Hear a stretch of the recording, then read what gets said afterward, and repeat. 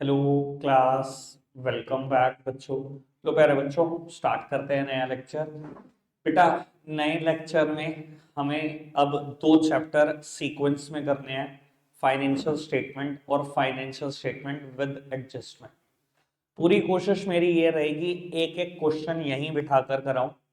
ठीक है ना जी। बात सिर्फ इसलिए नहीं कि ये 14 नंबर है, बात ये कि बेटा ये बहुत मदद करेंगे ट्वेल्थ। अकाउंट्स का जान है ये ट्वेल्थ की। ट्वेल्थ में कोई नहीं कहेगा भैया आओ बेसिक पढ़ाता हूँ, तो मैं डेटर बताता हूँ क्या है, क्रेडिटर बताता हूँ और जर्नल एंट्री सिखाता हूँ। ट्वेल्थ में मास्टर माइंड समझेंगे, आपको शुरू हो जाएंगे भाई साहब सारे लेक्चर देना इतने बड़े बड़े। ये सोल वाइडरशिप की अकाउंटिंग करके खुश मत हो जाना। एक बार ट्वेल्थ वाले बच्चों से पूछ लो क्या लेवल है, इसके बाद क्या है। एक के बाद सीधा 100 आता है, वहां बीच में कुछ भी नहीं आता। ठीक है ना जी बाबू। अब बहुत फोकस्ड हो जाओ, 14 नंबर भी ले लो और आगे भी अपना सुधार लो, फ्यूचर भी। ठीक है जी। तो बाबू पहले फाइनेंशियल स्टेटमेंट, फिर financial statement with adjustment. 5 lecture लगने चाहिए फाइनेंशियल स्टेटमेंट पे, विद एडजस्टमेंट पे 15 लगने चाहिए। 20 लेक्चर ये लगने चाहिए। उसके बाद इनकम्प्लीट रिकॉर्ड, बीआरएस, जो भी टाइम बचता जाएगा मैं बाकी चीजें डिस्कस करता जाऊंगा। ठीक है जी बाबू। सबसे पहले फाइनेंशियल स्टेटमेंट की जरूरत क्या है, फटाफट से उस मुद्दे पर आते हैं। रौनक भाई छोड़ दो यार, मैं इतना बोलता हूं उसके बाद भी समझते नहीं हो आप। बेटा हमने ना कभी शुरुआत की थी रिकॉर्डिंग करने से, और रिकॉर्डिंग हम कैसे करते हैं बेटा, थ्रू जर्नल एंट्री। ठीक है जी। उसके बाद बेटा हमने बहुत सारी ट्रांजैक्शन रिकॉर्ड कर दी। उसके बाद एक जैसी ट्रांजैक्शन को हम एक जगह पर लिखते थे, जिसे हम क्लासिफिकेशन बोलते थे। क्लासिफिकेशन हम करते थे लेजर के थ्रू। ठीक है जी। उसके बाद बेटा हम समराइजेशन की तरफ बढ़ते हैं, यानी कि समरी की तरफ बढ़ते हैं। और समराइजेशन तैयार होता था ट्रायल बैलेंस के थ्रू। बेटा हमने ना अभी तक इतना ही जाना है अकाउंट्स को कि रिकॉर्डिंग कर लो। ठीक है जी। अब भैया ऐसी भी फॉर्म है जो एक दिन में 1000 ट्रांजेक्शन करती है। 1000 गौरी जी, ये ज्यादा जरूरी है। आप एक दिन में 1000 ट्रांजेक्शन करते हो, 365 दिन आपकी फर्म ऑपरेट करती है, साल की 3,65,000 ट्रांजेक्शन है। किसी के सामने रख दोगे, बताना चाहिए मेरी फाइनेंशियल हालत क्या क्या बता देगा आपको कि फाइनेंशियली कहां बिलोंग करती है फर्म। सिर्फ जर्नल एंट्री देख के इतना मोटा बंडल पकड़ा दोगे, कुछ नहीं पता लगेगा। जर्नल एंट्री को हम बेटा क्लासीफाई करते हैं, एक जैसी ट्रांजेक्शन को एक जगह पर लिखते हैं, वो लेजर के थ्रू करते हैं। कैश अकाउंट बनाया, कैश जैसी सारी ट्रांजेक्शन एक जगह पे लिखती। वो इतना बड़ा बंडल बेटा आधा रह गया, आधे से भी थोड़ा कम रह गया, पर बेटा पता उससे भी कुछ नहीं लग पाएगा। लेकिन आपने बेटा ट्रायल बैलेंस बना दिया, एक ही पेज पे सब चीजें आ गई, एक ही पेज पे आ गई। जितनी मर्जी बड़ी फॉर्म हो, ट्रायल बैलेंस एक ही पेज का है। एक पेज पे बेटा समरी फॉर्म में पूरे अकाउंट्स रिप्रेजेंट हो गए, बहुत कुछ पता लग गया। लेकिन अभी भी बहुत कुछ रह गया। यार ये पता लग गया मेरे डेटर कितने हैं 31 मार्च के दिन, ये पता लग गया क्रेडिटर कितने हैं, ये पता लग गया मेरे पास फिक्स एसेट्स कितनी है, करंट एसेट कितनी है, जिस जिसका हेड बन गया सब पता लग गया। लेकिन ट्रायल बैलेंस भी प्रॉफिट या लॉस नहीं निकलवाते। कटारिया जी सामने देख लो, कहना ना पड़े। बेटा ट्रायल बैलेंस भी प्रॉफिट या लॉस नहीं निकलवाता। ट्रायल बैलेंस को भी नहीं पता कि प्रॉफिट आएगा या नहीं आएगा बाबू। इसीलिए मुझे एक और चीज की जरूरत पड़ने लगी समरी के लिए, उसका नाम है फाइनेंशियल स्टेटमेंट। फाइनेंशियल स्टेटमेंट भी समराइजेशन ऑफ अकाउंट है, बस ये 2 पेज पे बनता है। ठीक है ना जी। फाइनेंशियल स्टेटमेंट में बेटा हम क्या बनाते हैं, फाइनेंशियल स्टेटमेंट में बेटा हम बनाते हैं 2 अकाउंट और एक स्टेटमेंट। अकाउंट के नाम है बेटा trading and profit and loss account, trading and profit and loss account. और बेटा स्टेटमेंट का नाम है बैलेंस शीट। इसे कभी अकाउंट नहीं बोलना बेटा, क्योंकि इसमें अकाउंट वाले गुण ही नहीं है। अकाउंट का गुण क्या होता है, left hand side is the debit side, right hand side is the credit side. इसकी left hand side liability side होती है, जो कि एक्चुअली क्रेडिट होती है। इसकी राइट हैंड साइड एसेट होती है, वो डेबिट होती है। ठीक है ना जी। तो बेटा क्योंकि अकाउंट वाला गुण नहीं, ऐसे कभी अकाउंट नहीं बोलेंगे। जो बोलते हैं ना बैलेंस शीट अकाउंट, हर कोई समझ जाता है, बड़ा इमेच्योर आदमी है यार, बैलेंस शीट को अकाउंट बोलता है यार। ये तो बैलेंस शीट एक स्टेटमेंट है, कभी अकाउंट नहीं है वो। क्या मैं क्लियर हूं इस बात को लेकर, मेरी बात पहुंच गई आप तक। अब बेटा फिलहाल शुरुआत मुझे आज ट्रेडिंग अकाउंट से करनी है। मैं प्रॉफिट एंड लॉस अकाउंट के बारे में भी कुछ बोलूंगा, पर बेटा आज ट्रेडिंग अकाउंट पे मास्टर करके जाएंगे। ठीक है जी। जिसने ट्रेडिंग पे मास्टर कर लिए वो, उसे पता है बाय डिफॉल्ट वो P&L पे मास्टर कर जाएगा, क्योंकि जो आइटम ट्रेडिंग अकाउंट में नहीं जाती वही P&L अकाउंट में जाती है। ठीक है जी। और बैलेंस शीट कोई मैं आज पहली बार नहीं पढ़ा रहा हूँ बेटा, अकाउंटिंग इक्वेशन से बैलेंस शीट पे ही लगे हुए हम। बहुत अच्छी जानकारी हमें बैलेंस शीट की है और बहुत अच्छी जानकारी और हो जाएगी। तो स्टार्ट करते हैं बेटा trading and profit and loss account से। Trading and profit and loss account. बेटा जब भी आप ट्रेडिंग या प्रॉफिट एंड लॉस अकाउंट बनाओगे, इसके नीचे एक स्टेटमेंट लिखोगे और ये कंपलसरी है लिखना, बिल्कुल कंपलसरी। आप लिखोगे इसके नीचे, और मैं बेटा आज बता रहा हूं, मैं आपकी कॉपी में एक एक क्वेश्चन ऐसे ही देखना चाहता हूं जैसा मैं बता रहा हूं। ठीक है जी। बेटा इसके नीचे हम एक स्टेटमेंट लिखेंगे, for the period starting from 1 अप्रैल, मान लो मेरा फाइनेंशियल ईयर 23-24 है, टू नेक्स्ट 31 मार्च। बेटा अगर मेरा फाइनेंशियल ईयर 23-24 है तो हम लिखेंगे फॉर द पीरियड 1 अप्रैल 2023 से लेकर 31 मार्च 24 के लिए मैं ये अकाउंट्स बना।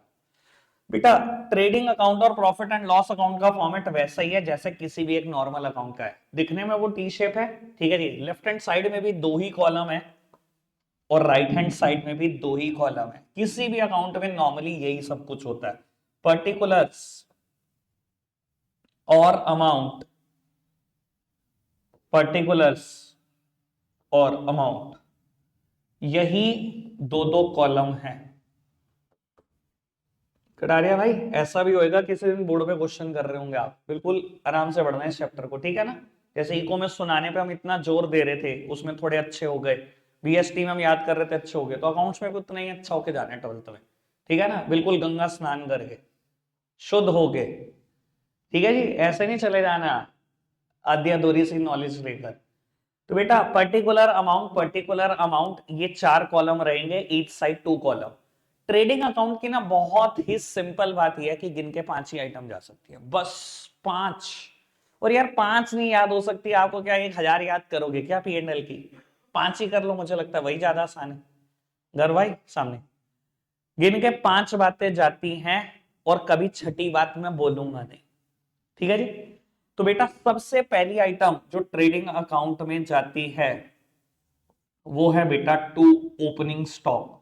मुझे नहीं लगता मुझे ओपनिंग स्टॉक के बारे में कुछ बताना है। साल के पहले दिन जो स्टॉक होता है, साल के पहले दिन वो बेटा ओपनिंग स्टॉक होता है, कोई दिक्कत तो नहीं इस बात में, पता ही है ये बात तो। उसके बाद डेबिट साइड में एक और चीज जाती है बेटा जिसको हम बोलते हैं नेट परचेसेस। नेट परचेसेस अभी मतलब बताता हूं बेटा नेट परचेसेस का, जिनको पिछली बार वाली बात ध्यान नहीं है।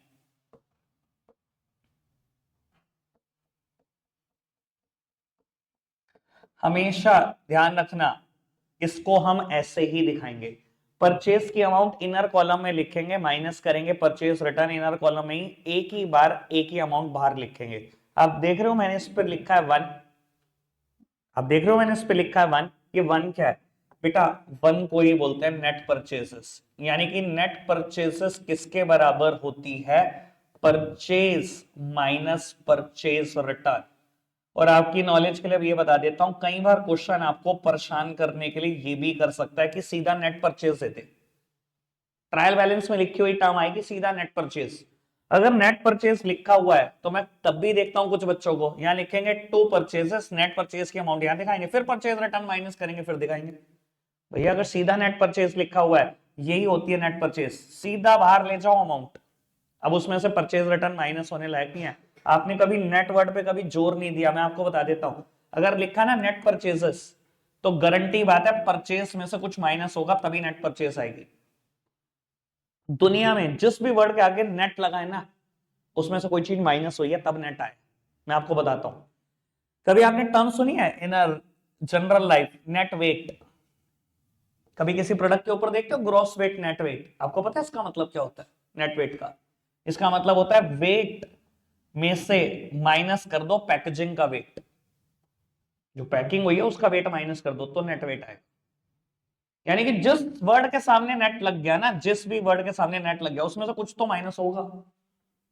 अगर नेट परचेज लिख रहा हूं ना तो परचेज में ना कुछ तो माइनस होगा तभी आएगा नेट परचेज, ऐसे नहीं आ सकता नेट। नेट प्रॉफिट ये तो अकाउंट्स का ही वर्ड है, ग्रॉस प्रॉफिट में से बहुत कुछ माइनस होता है तभी तो नेट आता है। ठीक है ना जी बात, कोई दिक्कत कोई परेशानी तो नहीं।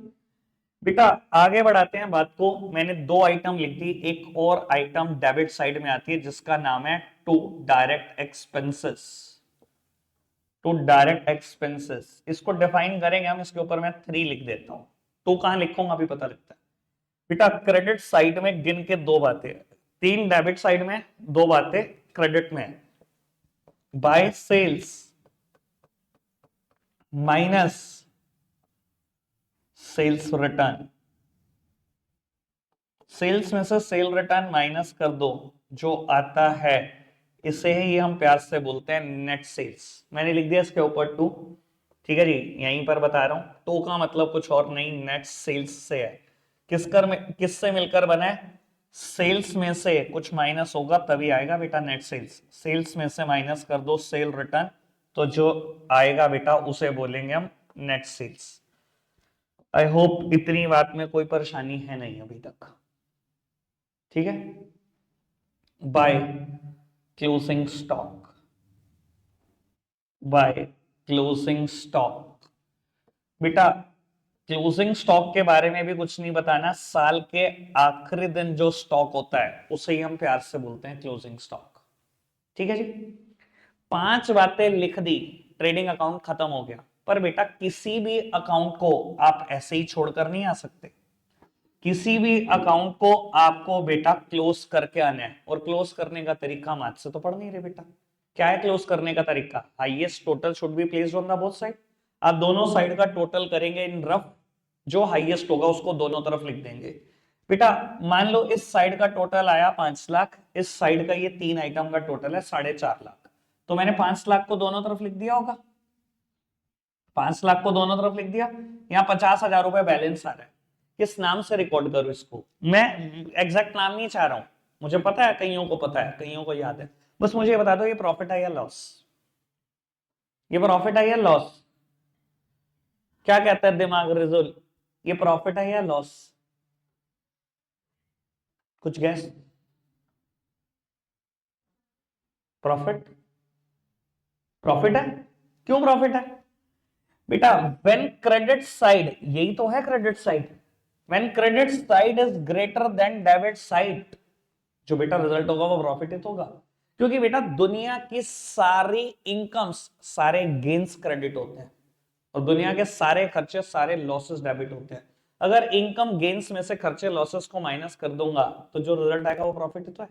मेरे इनकम की साइड लिखा है 5 लाख, खर्चों के साइड लिखा है 4.5 लाख, तो जो बचा वो प्रॉफिट ही तो है। ठीक है ना जी भैया, मैं दोबारा उसी स्पीड पे आ गया हूं। मैंने रिवीजन वाली अभी कोई हरकत नहीं करी कि मैं भगा दूं। ठीक है जी, तुम अच्छे से कर लो, मुझे तब भी कुछ नहीं है, अभी भी उसी स्पीड पे चल लेंगे।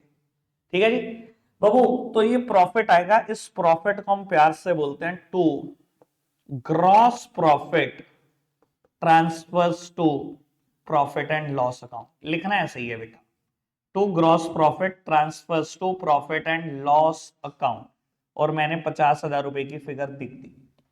वट इफ किस साइड का टोटल 5 लाख होता, इसका 4.5 लाख होता, और यहां 50,000 बचते, इसको क्या लिखते? इसे लॉस लिखते, क्योंकि इस साइड की शुरुआत बाय वर्ड से ही होती है, तो हम लिखते हैं by gross loss transfer to profit and loss account. ठीक है उत्तर जी, कोई दिक्कत कोई परेशानी? बात समझ में आ रही है अभी तक जितनी बोली? आगे बढ़ जाए। अब आगे की बात ना बेटा, यहां से आधे घंटे के लिए मैटर बड़ा पेचीदा है ये। ठीक है जी, आधे घंटे फोकस डबल रहना चाहिए, क्योंकि मैं ट्रेडिंग अकाउंट बिल्कुल खत्म करने के मूड में। ठीक है जी, सुनना जरा एक एक बात आराम से। बेटा कल ना मैं प्रॉफिट एंड लॉस अकाउंट बनाऊंगा। ठीक है, प्रॉफिट एंड लॉस अकाउंट कैसे बनता है? जहां ट्रेडिंग अकाउंट खत्म हुआ ना, इसके तुरंत नीचे से, बिल्कुल अगली लाइन से, बिना स्पेस छोड़े, यहीं से स्टार्ट हो जाएगा प्रॉफिट एंड लॉस अकाउंट, बिल्कुल यहीं से। ठीक है जी, अब बेटा चाहे ट्रेडिंग अकाउंट है चाहे प्रॉफिट एंड लॉस अकाउंट है, ये राइट हैंड साइड तो क्रेडिट साइड ही है, ये साइड तो क्रेडिट साइड ही है, और ये जो साइड है ये तो डेबिट साइड ही है। यानी कि कल भी यहां पर लिखी जाएंगी बहुत सारी इनकम, बहुत सारे गेन्स, क्रेडिट साइड है, इनकम और गेन ही लिखूंगा।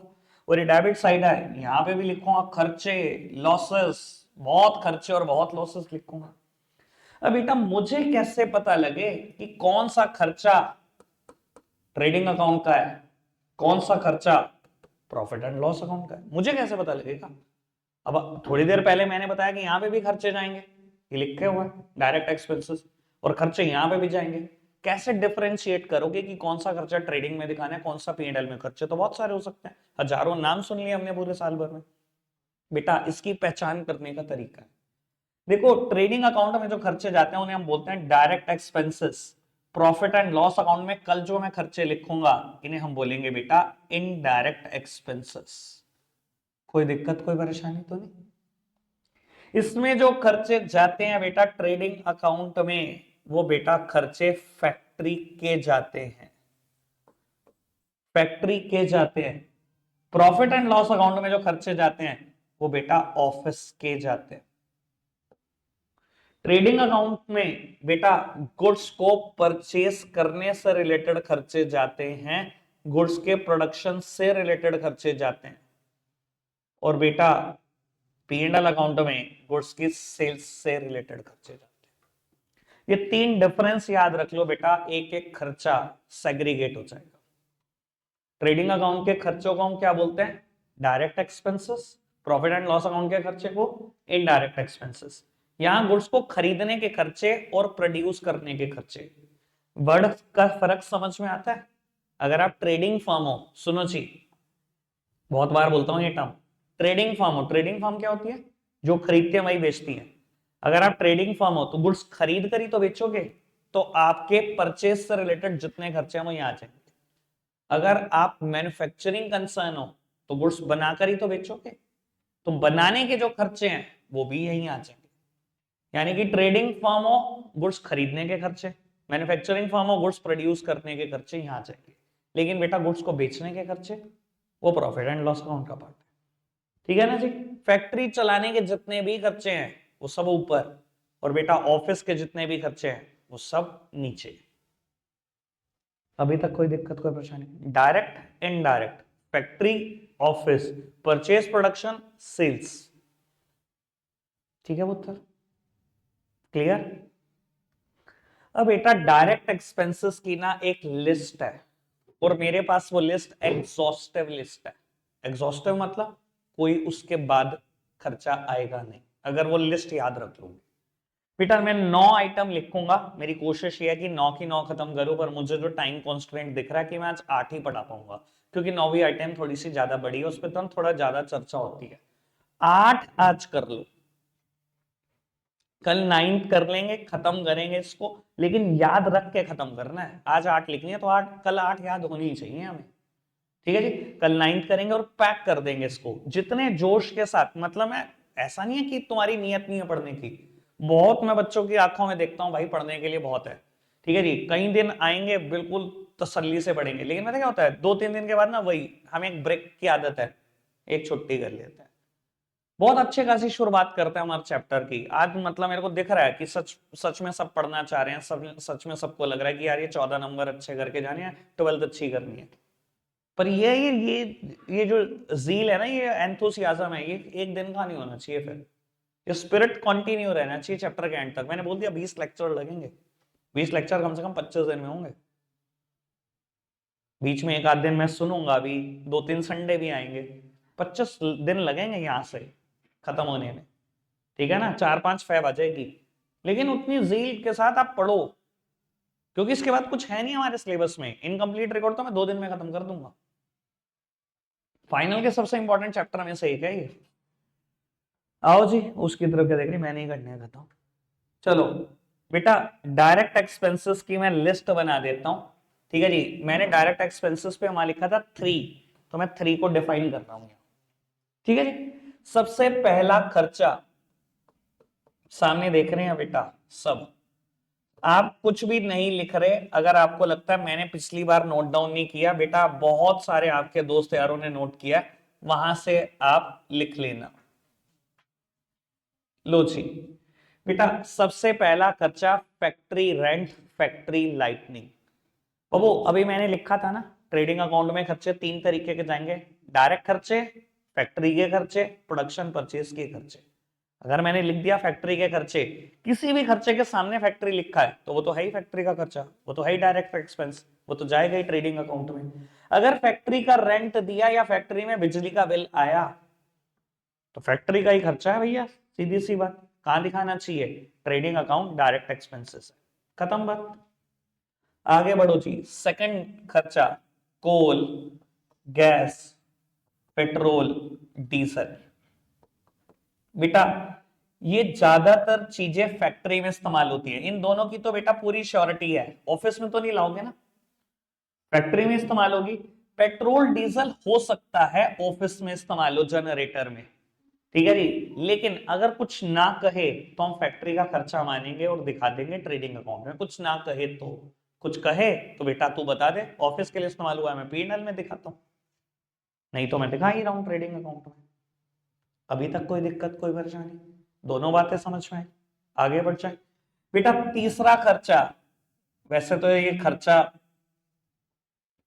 मैं तो बहुत पहले इसकी बात कर देता हूं बेटा, जब बिजनेस प्रोफेशन एम्प्लॉयमेंट का डिफरेंस आता है बिजनेस में तब भी ये बात करता हूं बेटा। एम्प्लॉयमेंट में लिखा होता है, एक बेसिस है रिवॉर्ड और रिटर्न, वहां पर एम्प्लॉयमेंट में लिखा हुआ है वेजेस और सैलरी। वहां पर बेटा हमारे स्कूल के टीचर हमें बता रहे होते हैं, बिजनेस स्टडीज वाले, कि वेजेस वो होती है जो दिहाड़ी होती है ना, और सैलरी वो होती है जो पर मंथ मिलती है। मुझे हंसी आती है, मैं कहा मत बताना किसी और को, किसी और का भविष्य खतरे में मत डाल देना। तभी बताया था, उसी दिन बताया था। आज उठाकर देख लेना, 5-6 अप्रैल की वीडियो है मेरी, आज भी डली हुई है यूट्यूब पे, उठाकर देख लेना क्या बताया था। तभी बता दिया था फैक्ट्री में काम करने वालों को वेजेस मिलती है, ऑफिस में काम करने वालों को सैलरी मिलती है। ये कोई डिफरेंस नहीं होता कि दिहाड़ी है या पर मंथ है, वेजेस भी पर मंथ हो सकती हैं, सैलरी भी दिहाड़ी पे हो सकती है, उसका थोड़ी फर्क होता है। ऑफिस में काम करने वालों को सैलरी दी जाती है बेटा, और फैक्ट्री में काम करने वालों को वेजेस। तो बेटा जब भी वेजेस का खर्चा है फैक्ट्री में काम करने वालों को दी जाती है, इसलिए ट्रेडिंग अकाउंट का पार्ट है। और बेटा कई बार ना परेशान करने के लिए ये भी वर्ड आता है, वेजेस एंड सैलरी। बेटा इसमें ना फर्स्ट वर्ड बड़ा इंपॉर्टेंट होगा, ध्यान रखना। अगर फर्स्ट वर्ड इज वेजेस तो बेटा ध्यान रखना, इसको हम वैसे ही ट्रीट करेंगे जैसे कंप्लीट वेजेस को ट्रीट करते थे, यानी कि ट्रेडिंग अकाउंट। अगर कभी वर्ड आ जाए सैलरी एंड वेज, तो मैंने बताया ना फर्स्ट वर्ड इंपॉर्टेंट है, सैलरी एंड वेजेस आ जाए तो फर्स्ट वर्ड इंपॉर्टेंट है। अगर सैलरी वर्ड है फर्स्ट वर्ड तो ऑफिस में काम करने वालों को दी जाती है, फिर मैं ऑफिस में दिखाऊंगा, तो फर्स्ट वर्ड इंपॉर्टेंट है, ठीक है जी। चार बातें, 8 में से चारों याद हो सकती हैं, फैक्ट्री रेंट, फैक्ट्री लाइटनिंग, ठीक है ना जी।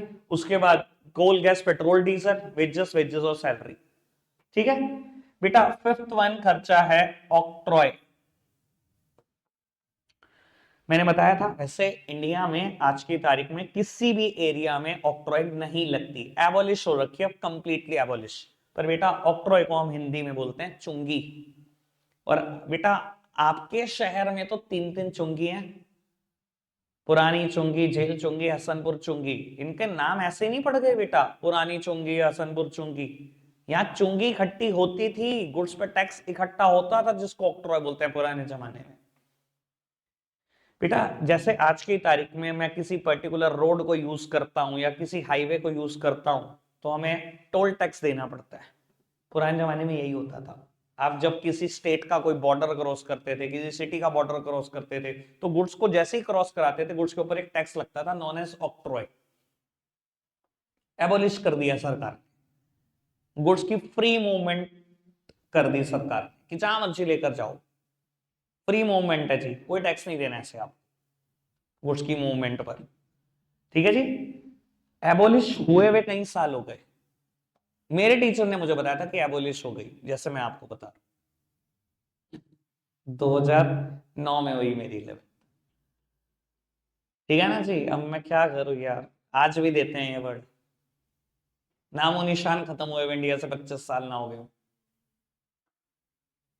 ठीक है ना जी। लेकिन क्या करें, है तो है, ठीक है। आगे बढ़ जाए, 5 खर्चे बिल्कुल क्लियर अच्छे से। सिक्स्थ वन, कैरेज या फ्रेट या नाम आए कैरेज इनवर्ड, पूरा ही लिख दो यार, carriage inward, freight inward, carriage on purchase,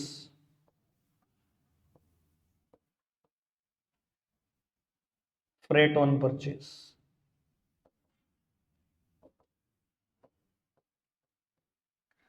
पुत्र 6 के 6 वर्ड एक है, 6 के 6 वर्ड एक है, सुन लेना आराम से।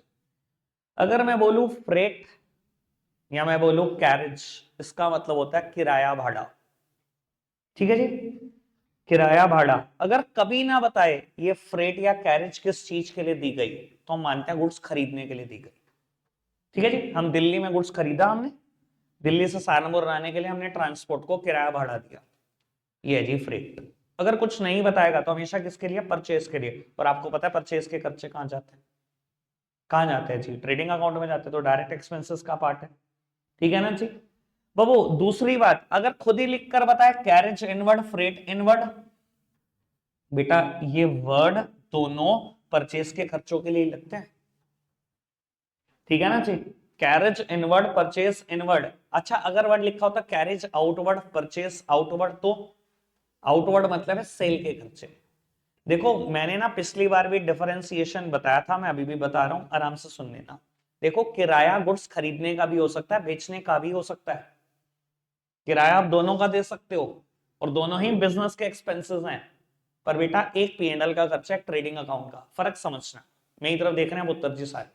आपने दिल्ली में सदर बाजार से सामान खरीदा, ठीक है जी, बहुत सारी ट्रांसपोर्ट है जो दिल्ली से सहारनपुर के लिए चलती हैं, डेली बेसिस पे चलती हैं। आपने किसी भी ट्रांसपोर्ट पे सामान फेंकवा दिया, ठीक है जी, सामान आ गया सहारनपुर सिटी तक, उसने एक नग का किराया लिया आपसे 400 रुपए।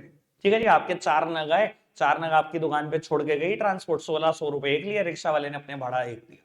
मान लो आपने टोटल 1650 रुपए दिए, तो आपने 1650 रुपए दिए, ये गुड्स खरीदने के लिए दिए, इसे ही बोलेंगे कैरेज, इसे ही बोलेंगे फ्रेट, इसे ही बोलेंगे carriage inward, purchase inward, carriage on purchase, freight on purchase, ये 6 वर्ड एक ही है। ठीक है जी, 1650 दिए। अब सुनो, आपकी दुकान है मटिया महल में, ठीक है जी, आप बेचते हो गारमेंट्स का आपका काम है, ठीक है जी, आपसे कोट रोड की एक दुकान सामान खरीदती है, उसने गारमेंट्स का सामान निकाल दिया, आपसे काटन बन गया, लेट्स सपोज कमाने 70,000 रुपए का। ठीक है जी, उसने बोला सर दुकान तक भिजवा दोगे क्या सामान, आपने कहा जी बिल्कुल भिजवा देंगे। भैया आप रिटेल, आप होलसेल करते हो, आपको पता है गारमेंट्स में मार्जिन कितना है, आपको होता है जी 20% तो कमाई है मेरी।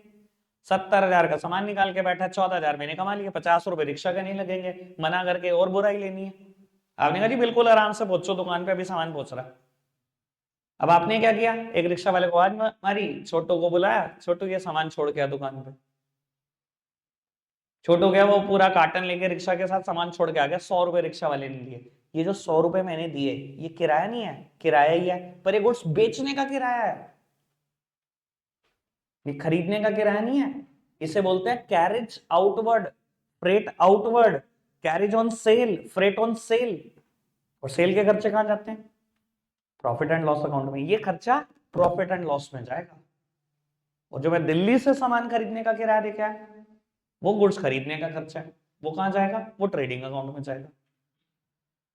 समझ में आती है बात, ये दोनों में से कोई भी वर्ड दिख जाए, जब तक कुछ ना कहा हो तो परचेस का ही खर्चा है। अगर ये कह रखा है फिर तो डबल हिंट दे रखा है, फिर तो डबल हिंट दे रखा है। क्लियर है जी बात, कोई दिक्कत तो नहीं, 6 बातें बिल्कुल क्लियर, आगे बढ़ जाएं। चलो बाबू, 7th माइनस इंपोर्ट ड्यूटी और custom duty on goods and services, on goods and services. बेटा वैसे तो देखो बात बड़ी सिंपल सी ये है, कुछ लोग बोलते हैं कि कस्टम ड्यूटी में ड्यूटी दो तरीके की होती है, इंपोर्ट और एक्सपोर्ट। पर बेटा अगर आप थोड़ा सा भी बिजनेस स्टडीज के बारे में जानते हो, मैं वहां बोलता हूँ एक्सपोर्ट ड्यूटी नाम की कोई चीज नहीं होती, एक्सपोर्ट पे कोई भी कंट्री टैक्स नहीं लेती। आप सबने मुझसे लगभग काफी जनों ने एक्सपोर्ट प्रोसीजर पढ़ा है, कोई भी कंट्री अपने एक्सपोर्ट पे टैक्स नहीं लेती, कोई भी कंट्री नहीं। अगर आज इंडियन गवर्नमेंट अपने एक्सपोर्ट पे टैक्स लगाकर भेज दे तो प्रोडक्ट फॉरेन कंट्री में महंगा नहीं पहुंचेगा। अगर फॉरेन में महंगा पहुंचेगा तो आप कभी कॉम्पिटिटिव गुड्स प्रोड्यूस कर पाओगे, कभी इंटरनेशनल मार्केट में कॉम्पिटिशन दे पाएगा आपका प्रोडक्ट। तो कोई भी देश अपने एक्सपोर्ट पे टैक्स नहीं लेता। तो कस्टम ड्यूटी हो या इंपोर्ट ड्यूटी, दोनों एक ही बात है। एक्सपोर्ट ड्यूटी नाम की चीज ही नहीं होती। समझ में आ रही है बात? ये वर्ड बोले या ये वर्ड? केशव सामने देख बाबू, ये वर्ड बोले चाहे ये वर्ड बोले, it is one and the same thing. Import duty हो या कस्टम ड्यूटी, बिल्कुल एक ही बात है। ठीक है, अब सुनना चाहिए काम की बात। बेटा आपने कोई गुड्स ऑस्ट्रेलिया से इंपोर्ट किया है इंडिया में, आपने कोई गुड्स ऑस्ट्रेलिया से इंपोर्ट किया है इंडिया में, जैसे ही बेटा ये इंडियन बाउंड्री में पहुंचेगा, इंडिया गवर्नमेंट कहेगी इंपोर्ट किया, लाओ इंपोर्ट ड्यूटी दो, इंपोर्ट पर टैक्स दो, ठीक है जी, या कस्टम ड्यूटी दो, कस्टम टैक्स दो। बाबू लगभग 20% के आसपास आप टैक्स दोगे गुड्स जितना भी इंपोर्ट किया उसकी वैल्यू का। तो गुड्स खरीदने का ही तो खर्चा है, अभी तो गुड्स पहुंचा भी नहीं आपके पास। गुड्स खरीदने के ही तो खर्चे हैं, और खरीदने के सारे खर्चे कहां जाते हैं? Direct expenses. क्लियर? 7 बातें, आगे बढ़ जाए। मैं रिपीट कर दूंगा जो आप कहेंगे इसके बाद। 8th वन पूरा हो जाए तो बस एक बार। 8th one is dock charges. 9th पे मेरी अभी चर्चा नहीं है, 9th पे कल बात करेंगे। डॉक चार्जेस बेटा मैंने लास्ट टाइम भी इस चीज को समझाने की कोशिश करी थी कि डॉक का मतलब क्या होता है। मैं अभी वो बात बता देता हूं आपको कि क्या मतलब है मेरा डॉक का। बेटा कोई भी आप कस्टम पोर्ट देखेंगे ना, उसकी बनावट ना लगभग एक जैसी है। मान लो मैं बोलता हूं ये एंट्री गेट है किसी कस्टम पोर्ट का, ठीक है जी। मैं वर्चुअली दिखाने की कोशिश कर रहा हूं, एक्चुअली में सारे ही ऐसे होते हैं जैसे मैं बताऊंगा। ये कस्टम पोर्ट का एंट्री गेट है, यहां से गुड्स आप एंटर करा सकते हो या कोई गुड्स इंपोर्ट हुआ लेके जा सकते हो। अब आप देखोगे ये सारे एरिया में पानी है, सारे एरिया में। अब होता क्या एक्चुअली में, बहुत सारे वेसल यहां आकर रुकते हैं, ठीक है जी। वेसल के लिए रुकने का एरिया यही सारा एरिया है वेसल के रुकने का, यहां आकर वेसल रुकते हैं, ठीक है जी। और गुड्स लोडिंग अनलोडिंग इस पर्टिकुलर स्पेस से कराई जाती है, ठीक है जी। अब बात बड़ी सिंपल सी ये है बेटा, अगर वेसल यहाँ आके रुकते हैं और यहीं से लोडिंग अनलोडिंग करते हैं, तो ये स्पेस जो पर्टिकुलर स्पेस है ये कस्टम अथॉरिटीज को हर हाल में खाली चाहिए होता होगा कि नहीं चाहिए होता होगा? या ऐसे होगा कि एक वेसल ने गुड्स उतारा, ठीक है जी, और दूसरा वेसल पीछे खड़ा, रोक के रख, पहले सारा सामान हटने दे आराम से, ठीक है जी, परसों तक हटेगा फिर आइए तो आगे। ऐसे भैया जैसे ही अनलोड हुआ तो हाथ इसको कहीं और स्टोर कराना पड़ता होगा, तो मानते हो ना? ये एरिया तो खाली ही चाहिए, यहीं से लोडिंग अनलोडिंग होनी है, ठीक है ना जी।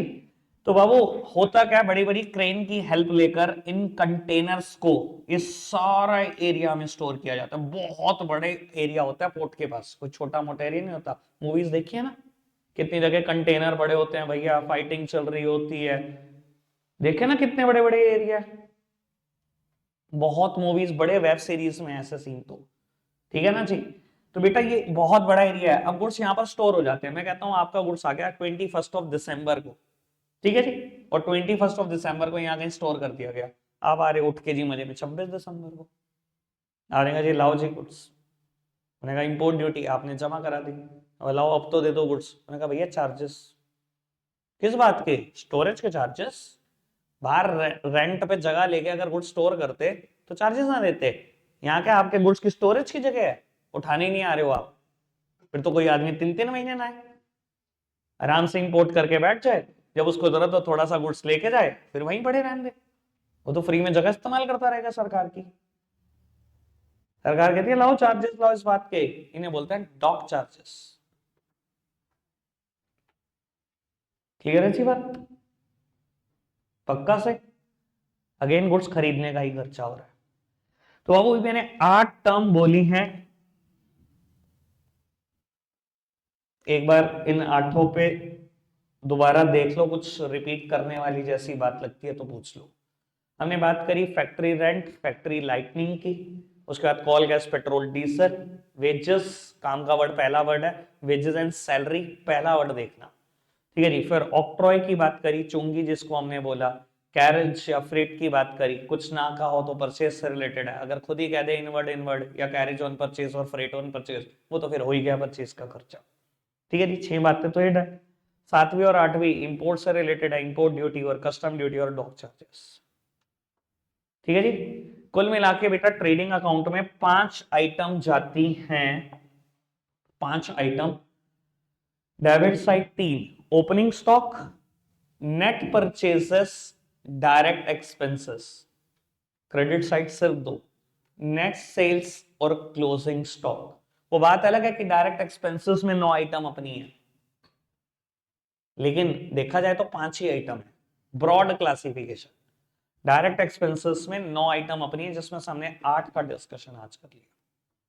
कुछ रिपीट करने हैं तो बताओ, कुछ भी, क्योंकि बेटा लेवल किसी भी दिन कम नहीं होगा, 20 दिन में से बढ़ता ही बढ़ता है इस चैप्टर का लेवल तो। ठीक है जी, एक दिन ढंग से पढ़ोगे तो अगले दिन का ढंग से समझ में आएगा, छुट्टी की गुंजाइश नहीं है बेटा। ठीक है जी, मैं बार बार रिक्वेस्ट ही कर सकता हूँ, आफ्टर ऑल इतने छोटे बच्चे नहीं हो कि ये नहीं पता मेरा भला किसमें है, मैं तो खुद जानना है भैया मेरा भला किसमें। चलो खैर रखते हैं आज के लिए, फिर इतना ही है, बाय बाय।